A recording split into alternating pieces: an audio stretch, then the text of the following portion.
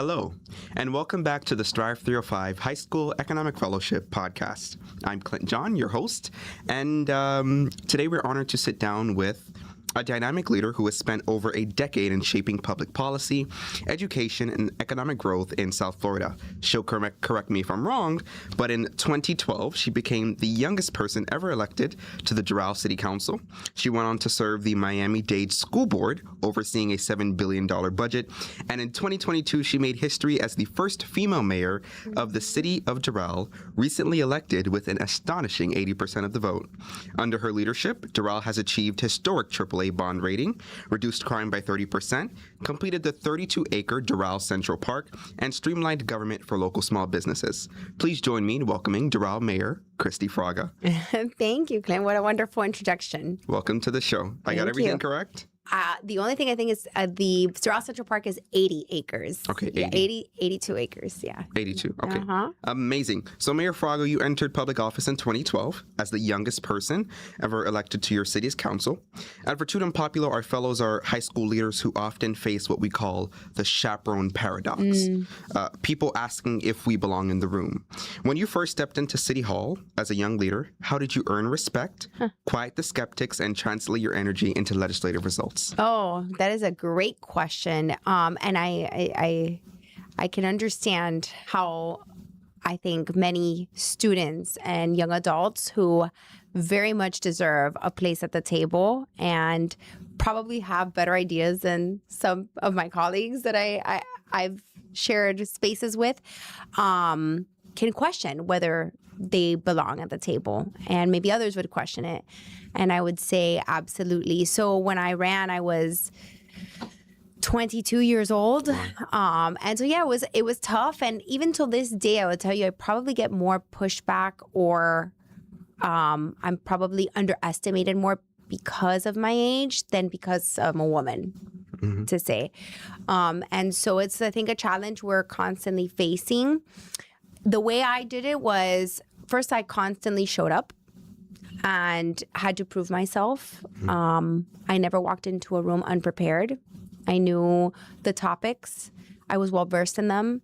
I engulfed myself in reading and educating. I went back, for example, in our historical context of the city, all the available council meetings that were recorded via video, I went back and I watched them and I educated myself before my first council meeting and even going into the role, so that I knew the topics well. So when I went door to door knocking on people's door, it wasn't, they were encountering someone who had context and added value to the conversation. And so I think that's really important for our youth, is like, you know, educate yourself on topics that you're interested in, so that when you're sitting at a table, it's easy to have those conversations and to give your opinion and back it up with facts and good context. So I think that each of us has the ability to bring something valuable to the table, even when we may have difference of opinions. We just have to find the courage to be able to share them. And I have found that courage comes from having knowledge of the information or the subject. Yeah. At least for me, I feel very confident in talking about things. Being prepared gives you confidence. Absolutely, I feel very confident in talking about things that I know. Yeah. And so, how am I going to know about something? I go find out. Yeah. And I study it, and I become the best that I can be in that subject matter. So we all have. There's space for all of us at the table. So I would encourage our students absolutely to get involved. And anyone who tells you don't have a space at the table or you don't belong at the table, prove them wrong. Amazing. And we always say, if you can't get in through the front door, climb through the window. Yes, absolutely. Absolutely. So you created Doral's first youth advisory board. That's right. Yeah. Actually, my chief programming officer, Mateo Cisneros, is a member of your board. Yeah. And he was mayor for a day in our Youth Governance Day program. So during your first council tenure, why is it vital for municipal governments to create real structural avenues for youth voice rather than just ceremonial photo ops? Well, I think, first of all, I think it brings a lot of value. I think it brings a lot of value. They bring a perspective that's important for our community. They bring a perspective that will help us build for future generations. You know, and I think that at the end of the day, their involvement changes the way we make decisions. So I think it's extremely important that we don't just have it to have it, but we have it to show, results for that for their community. So out of that youth advisory board, we've done college preparedness fairs, we've done mental health stuff, things that really impact them and that they feel they need to be heard through. So I very much value the youth advisory board. It's hard with these volunteer boards. Obviously there's so much going on, whether it's your clubs, sports, but I think it gives a great platform for these students to get involved, learn. I encourage them to come to council meetings. They have to come and present. So it really gives them a sense of belonging and purpose into shaping the city that they call home. Amazing. One of our initiatives this month is SOS, Speak Out September. Okay. And so we're encouraging youth all across the county, especially during budget season, to go and speak out and make their voice heard. A lot of people think council meetings are something you see in movies when the seniors go complain about the loud parties on their block, but council meetings are real. Yeah. And so we're encouraging youth to make their voice heard. Yeah, good. So our STRIVE305 fellows have been researching small business succession and administrative bottlenecks around the county. You created Doral, a one-stop resource at City Hall to cut through bureaucracy and focused heavily on improving building department turnaround times. What are the biggest friction points that small business owners face when dealing with city government, and how can cities modernize to help commercial corridors thrive? That's a great question. Something I'm still trying to really understand how we can be more efficient with, right? So obviously AI, a big deal right now and something we're trying to implement. What I see and what I've kind of sat with my team is that this is the vision I have. It is not a reality yet. But I know we're not far from it. And I know that it's not because we don't have the capabilities to do it. I will tell you the pushback and I think the sensitivity of it from the staff's perspective and the professionals' perspective is I think that I don't want to use the word afraid, but they are sensitive to the possibilities of losing a sense of need, right? Like that we need them. I think that they're afraid of, we will create a void in the need for inspectors. Right. People. And I've always said we're never going to have a void or lose the need of having inspectors and people, and we're not going to lose the human touch. So what I've kind of tried to do this year, so we added no new positions to our budget this year. That was like my big thing. I told every department, usually every year you'll see like, I needed this position, I need this position. And you'll have 4, 5, 6, when you're with 23 new positions created. And the city was growing. So that's very typical. And I don't think we grew outside of the organic growth of the city that was experiencing. The city was needed. We're only 23 years incorporated. Right. So there's absolutely, it would be naive to think that we were going to stay at 200 employees that we were at in 2012 to where we are today. We have 90,000 residents, between 85 and 90,000 residents. Census has us a little lower, but we know we're a little higher. So we obviously, there was a need for growth. But this year, I asked staff, I said, look, not only are we trying to find reductions and cost savings because we want to reduce our millage, which we were able to do. Amazing. Which is great. We wanted to set an example. But I want to encourage our team to become more efficient with their time. So we are going to incentivize them to use AI and technology to free up their time to learn new roles. I guarantee you, or we're going to give you our commitment that no one will be You're not going to be fired. Yeah. We're not going to we're not going to get rid of positions. But show us the incentive, the initiative to create or to make yourself more efficient with AI and free up your time to do new things. And we're going to invest in your personal development, which will help you. Maybe in the future, should that role become vacant, maybe we don't need to refill it, with AI and things that we're seeing. But that's not the goal. The goal is to continue to have a successful and efficient workforce, but using artificial intelligence and the opportunities that exist to make our current team more efficient and reliable. So one of the things that I see in my mind as something I would like to be at in the next year or so is that when you submit your building plans, let's say in our portal, they immediately get reviewed. So from the moment you submit, it'll do like a checklist, and you'll get a response or like all green check marks that you have the right stamp, you have your insurance, you have the signatures, because you'll be surprised right now when you upload into our system, that doesn't get looked at until a human person comes and actually checks and sees, okay, every seal is there, every signature is there. And what happens, and I don't agree with this, but it's what happens in the bureaucratic systems of government, is, oh, the seal's missing, reject. Yeah. So nobody even looks at the set of plans. Because there's so much work to do. It gets rejected for a seal. Something that the rest of the plans could be perfect, they usually aren't. But if a seal's missing, oh, reject. So that person now loses it by the time that the contractor, because it doesn't go to the business owner, it goes back to the contractor. The contractor has 5 other jobs or 10 other jobs or 20 other jobs. Now, a week later, they see the emails that it got rejected because of a seal. You've lost a week. Now reload with the seal. Now it takes another week for it to get into the queue, or 4 days for it to get into the queue of our inspectors. Now the inspector opens it up. Oh, now it's missing this. So, and that's what people get frustrated on. And I understand. So why can't we have a system? You upload it. The building code is Florida building code. Plus we have ours.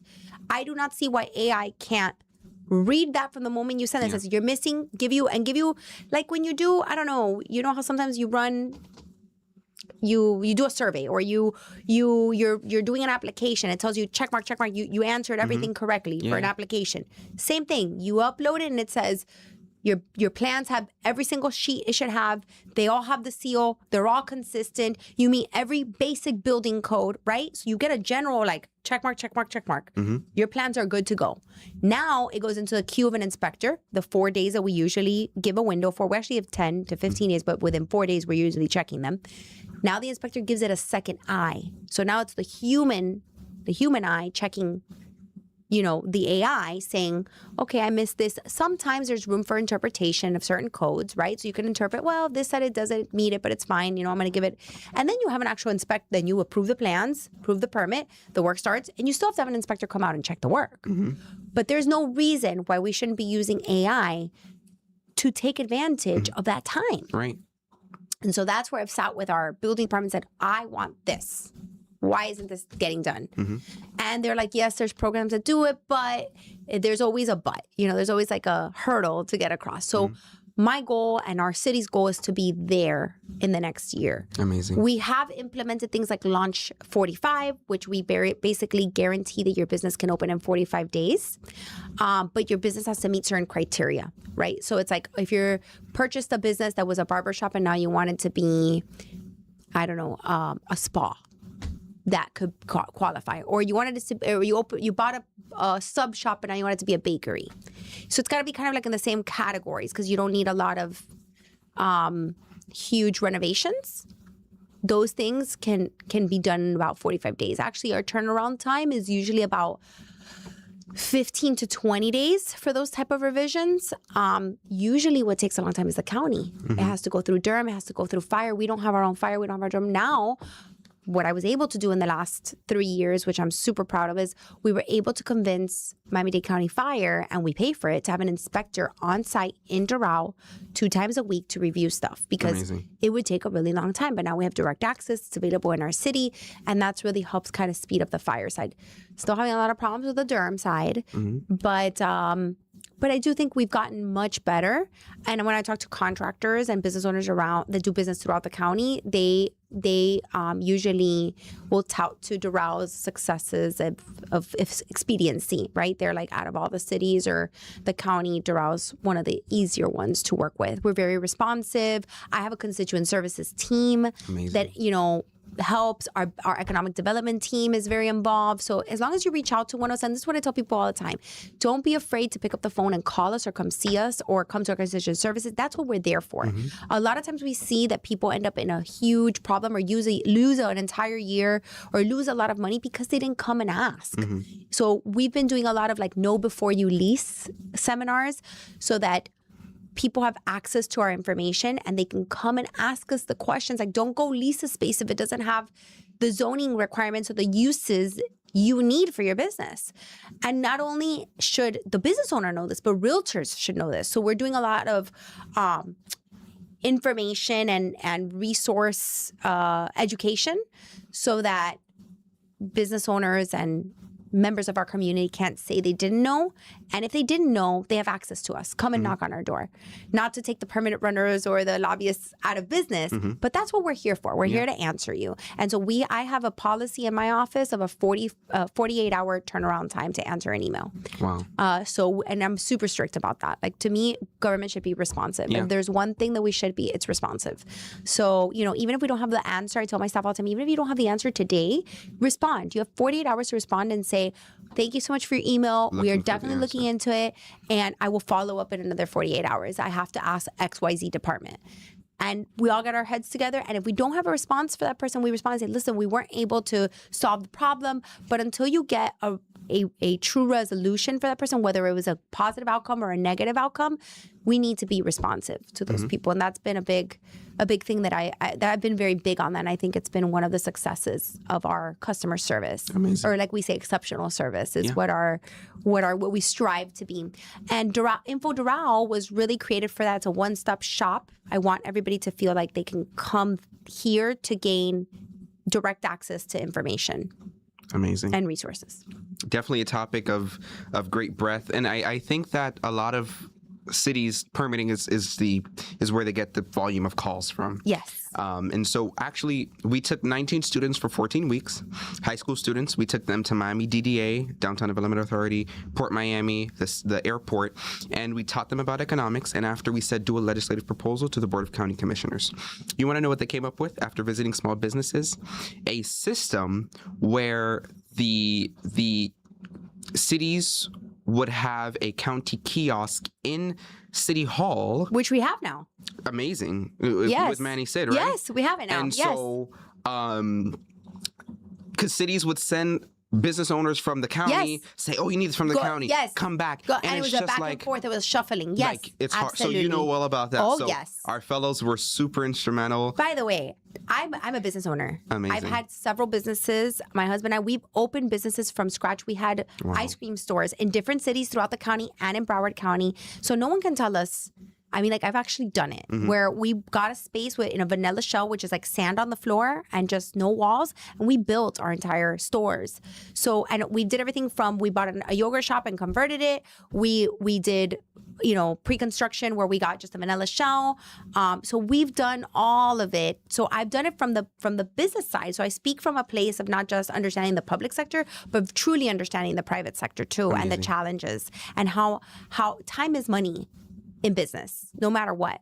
And so I want people to know that when I fight for you, it's from both sides, right? Yeah. I try and have a very understanding perspective from both and an unbiased perspective I always tell staff, I'm like, look, I'm not here to defend you and I'm not here to defend the resident. I'm here to find the solution, right? So I have to be on this, because staff can get a little defensive, but so can the business owner, right? So I put myself in both shoes and I fight for both. When staff is right, and when the business owner is right, the business owner is right. And so I always say I have a responsibility to both. Yeah. And two truths can exist at the same time. Absolutely. Yes, absolutely. And I tell that to our staff. I'm like, you guys have to see this as constructive criticism.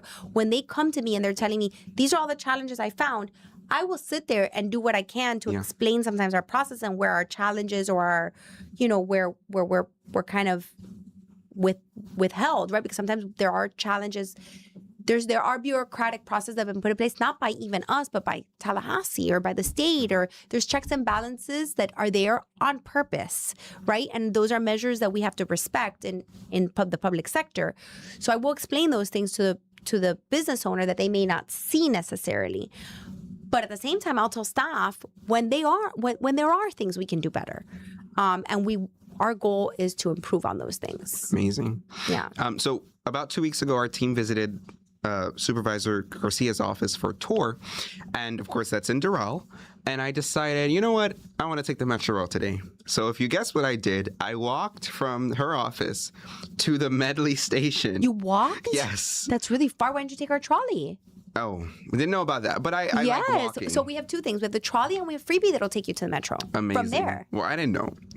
But while walking, I discovered that Doral is a powerhouse for international logistics, trade, and corporate headquarters. Yeah. How do you balance rapid economic growth and corporate development with maintaining neighborhood identity and environmental health, like your ongoing fight regarding municipal waste and community health? Yeah, that's a great question. And I would even take it one step further. Live Local completely, threatens that.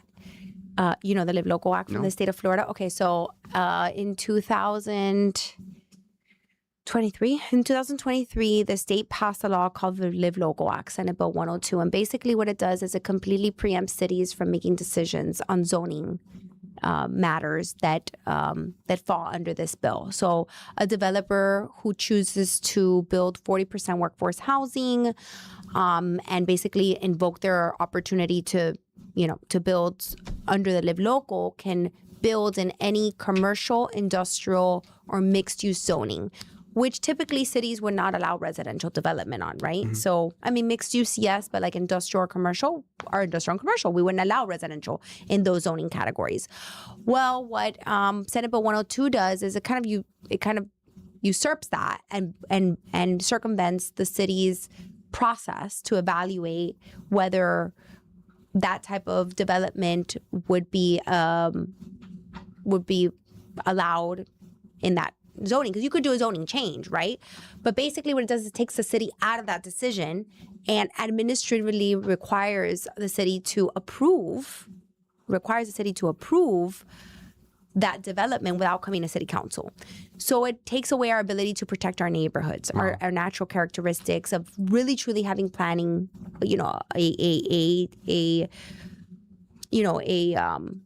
comprehensive and responsible planning vision for the city, which is what our comp plan does. It decides this area is commercial, this area is industrial, this area is residential, this is going to be downtown, this is going to be mixed use, right? That's what it does. It sets a tone and a plan for the growth of the city. Well, basically, Live Local comes and says, okay, that industrial lot right there, you could do the highest density, and you could basically forget environmental, forget everything else, you could put apartment building there. That's very dangerous, right? And so same thing with the waste, with the incinerator. We have fought for a long time as a city and understanding that the incinerator was there before Doral. Doral grew around it, but we are where we are today. And so we have to look at it for what it is today. Yeah. And if you have a facility that is outdated, old, in this case, burned, completely gone, it would be irresponsible to rebuild it in the same place where you've allowed all this development to happen. Because let's be very clear, the development that happened around that was not zoned by the city of Doral. It was zoned by the county. There was always a plan to move that facility in the future because of the capacity that it had. So this isn't something new. This is something that had been talked about in previous plans, 10-year plans, 20-year plans for the city, for the county, was for it to be moved. So just happened in a very unconventional way. It burned down, and so there was a decision that had to be made. But it's really a lack of planning on the county's part to prepare for that, for the future, for the future investment and infrastructure needs of our community and our cities. So we did fight very hard that should not be rebuilt near any residential neighborhood because there are a lot of risks to it. So the solution needs to be to find a place that doesn't threaten our quality of life or anyone's quality of life. Understanding, yes, Doral grew around it, but with an intent that it would become a city and that area would no longer be what it used to be when that originally got built. Otherwise, you would have kept it all industrial and you wouldn't have rezoned it to have residential. So I think it's unfair to also say that we're penalized because of decisions that were made by others. But then again, I always say we're elected to find solutions for problems we didn't create. That's our job. Otherwise, we wouldn't have a job. Yeah. So our job is to find solutions for problems we didn't create. So I think that was something that it's still kind of up in the air what will happen with it. There hasn't been like a decisive decision, but I think the county commission did eventually recognize the threats it could cause to people's health and safety, and so ultimately was decided that it should not be within a 1 mile radius of any residential area. Amazing. So yeah, but there's no place in the county you can look at today that looks like it looked 50 years ago. There's none. Mm-mm. You know, I mean, there was a huge dump in the middle of Coconut Grove. Should we put one back there? Yeah. Is there space like for building a new facility? Here. There is. Because I was watching the commission meeting. They were like, oh, they would have to drive something out of the county. Yes, and but take the trash. we're tracking it out now anyway. Okay. Yes, that is very typical for waste. What city do you see? I mean, there's a couple that they've shown, like Copenhagen and stuff. There are some cities that have technology that they say is very safe, that they've put these, but it doesn't look like dumps. The big problem we have also is the ash.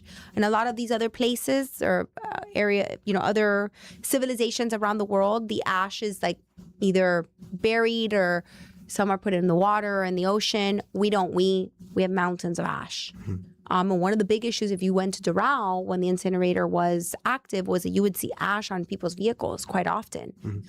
People are inhaling that. That's not healthy. Wow. So in most civilizations, the waste facilities are not in the urban areas or cores of the cities. I see. They are farther out in a more rural, which is what Doral used to be. Right. Right? That you used to have to truck it out to Doral. And Doral is just what it is today because it's grown in the last 50 years to what it is. But yes, there is areas and there is space in the county. It's just there's got to be will to do it. Amazing. Make the decision. So but it is poor planning.